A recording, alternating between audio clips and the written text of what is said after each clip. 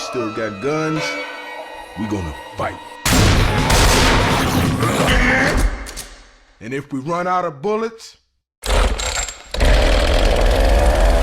baby, they gonna wish we had. All right, guys, we're down in central London today with Doug Lombardi, who's the VP of Marketing for Valve, and we're very privileged to be looking at Left 4 Dead 2. Now, we're underground with zombies running around, Doug. What's going on? Just, having a good time here in the dungeon and over by London Bridge. Very good. So tell us about Left 4 Dead 2. Obviously, our first look at E3, and now a few weeks later, we're getting to see some more content. Can you tell us about what you're showing today?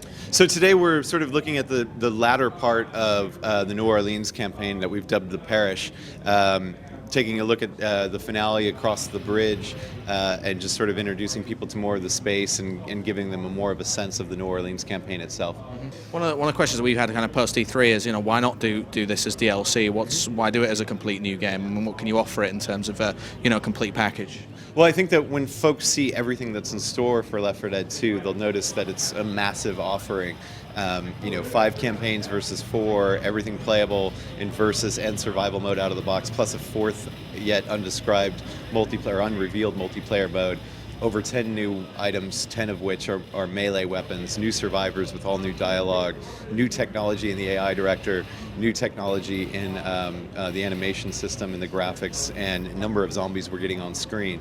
And the way we make decisions at Valve, we're very fortunate. We've had great success, and we're not publicly held, and we don't have any requirement to ship a game in time for Christmas, or we don't have quarterly deadlines or anything like that. And Gabe doesn't run the company like that. He's like, let's make what we think is cool, what we think customers will be cool, and then we'll figure out the best way to get that out to customers. And when we did the whiteboard exercise after Left 4 Dead, we wanted to keep supporting the game post-launch, which is part of our history, and we also had a bunch of ideas that felt like they might be a sequel, which was a lot of the things I just described. And I think that by announcing the game at E3, which is where people go to announce their big new products, it was inadvertently or mistakenly taken as we were dropping support for Left 4 Dead 1, and that's just not the case. We're actually about to make an announcement of what's next for Left 4 Dead 1, which will be coming before Left 4 Dead 2. And hopefully once people see everything that's in store for Left 4 Dead 1 in terms of ongoing support and everything that's coming in Left 4 Dead 2, they'll see that, there was a method to their madness and they weren't being capitalistic geezers. I just had a chance to play it, and I got some of the new melee weapons. I actually picked up the frying pan and then proceeded to die straight afterwards. Oh, no. So tell us how that works. Well, the frying pan is honestly my favorite new thing in the game. And as I've been traveling around since E3 showing the game, the frying pan never fails to get a great reaction, primarily a laugh from people that play the game. The melee weapon system in general is sort of the number one thing that the team had in mind coming off of the first game to put in. The chainsaw, the fire axe, the frying pan came a little bit later, but the axe and the chainsaw were immediately put on the whiteboard when we started talking about what to do next. And it really offers people a chance to play the game a little bit differently. You actually probably can make it through most of the game just being the melee guy. It also has really great gameplay implications. If you get boomered and your vision's impaired and you're getting swarmed by zombies, having a machine gun when friendly fire is turned on isn't necessarily the best choice. So there's some great gameplay implications about it, in addition to just being sort of fun and over the top and another way to play the game. So in the kind of tradition of the last game, in the Valve tradition, I assume there's going to be an achievement for making it through the game as the melee guy. Well, there's definitely going to be one related to the frying pan. What about the axe as well? Because with the demo that we're seeing here, you can use the axe. You kind of it gets lodged in zombies as well. Tell us how that's going to work. Is that going to be a problem if you're using it a lot?